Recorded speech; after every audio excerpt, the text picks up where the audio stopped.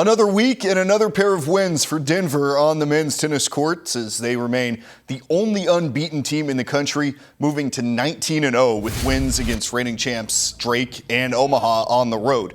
Despite those two victories, the Pioneers dropped 3 spots in the national polls to 43, but continue to dominate and look to finish off an undefeated season at home against Oral Roberts and Illinois State this weekend. Denver's women's program still has not lost a match in Summit League play since joining the conference a decade ago. Their impressive run continues when they look to wrap up their 10th consecutive regular season crown with a win over Oral Roberts this weekend. The tennis championship will start a week from Friday in Des Moines, where Drake's men and Denver's women will defend their titles. Details on that championship can be found at summitleague.org/championships, and you can watch live coverage from Des Moines on Summit League Network. The Women's Golf Championship follows closely behind tennis on the calendar, teeing off on Sunday from Firekeeper Golf Course in Mayetta, Kansas. The Nota Begay III designed course will host South Dakota State's Mackenzie Mages, who's coming off a win at the Western Illinois Intercollegiate at TPC Deer Run.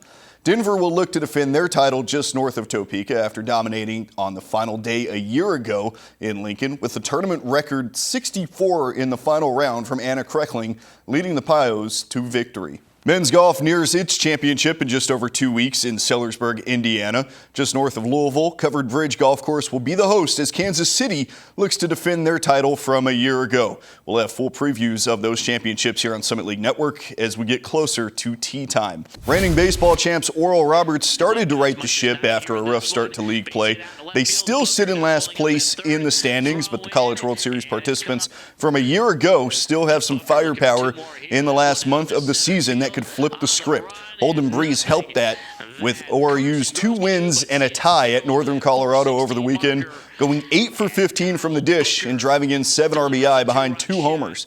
Nick McKay continues to shove for South Dakota State, improving to 3-0 with 6 shutout innings at North Dakota State. He lowered his ERA to 2.27 while fanning 10 to collect his 3rd weekly award of the season. After missing 3 of the last 5 seasons with injury, including last year, the former freshman All-American is back for his final year in Brookings and making the most of it. They get a tough test on the road at Omaha this weekend.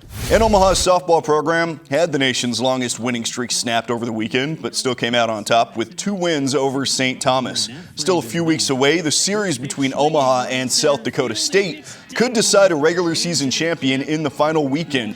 That series will pair 2 of the best pitchers in the country, Cameron Meyer for Omaha and Tori Kanishi for South Dakota State. We'll have a story featuring both pitchers and their rise to national dominance coming up this week on Summit League Network.